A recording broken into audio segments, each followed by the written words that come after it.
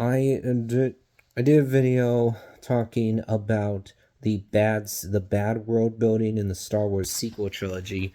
In this video, I'd like to look at examples of the opposite, good world building in movies or TV shows. John Wick comes to mind right away when I think about this because the original movie basically hints at this bigger world, alludes to it, but doesn't give us all the details. It gives us just enough to make us interested in learning more about this world of assassins, and then that world is slowly fleshed out in the other John Wick movies. I like the idea here of just hinting at the mythology rather than shoving it down people's throats, as Ryan George says in the pitch meeting. Also, when I think about the Frozen movies, I would say so far they've had good world building. Frozen 2 is more of that compared to the first one. Aside from the trolls being in there, the first one doesn't really do much when it comes to world building. But then Frozen 2 elaborates more. I think it makes sense there. When you hear the world building in Frozen 2, it's like, yeah, this makes sense to me. This is about what I'd expect.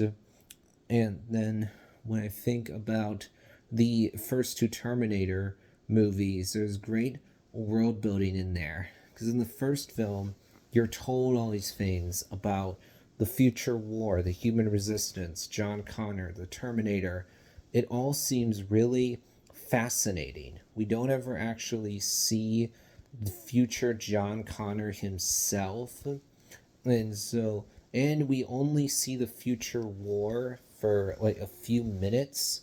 So in some ways, the movie really only hints at the greater world, alludes to it, doesn't really give all the details. It works here. I did a video talking about the great way that the original film delivers exposition. Also, the world building in these movies is really good. And then when I think about the MCU, I mean, for a long time, there was really good world building there, with the MCU slowly being expanded and fleshed out.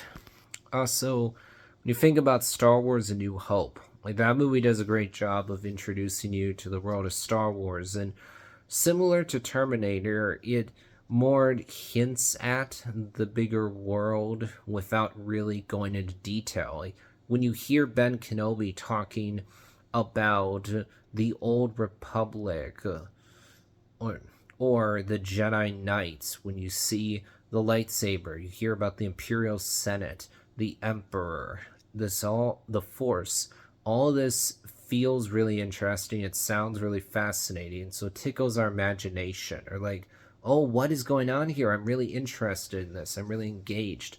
Again, similar to the first John Wick or the first Terminator, where the glimpses you get of the bigger world are really tantalizing. So you are interested, you want to learn more.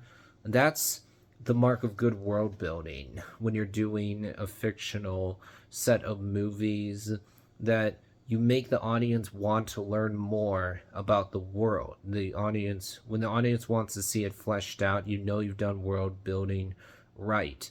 When you make it seem like, oh, the world has no depth to it, like in the Star Wars sequel trilogy, then you know you've failed to do world building right.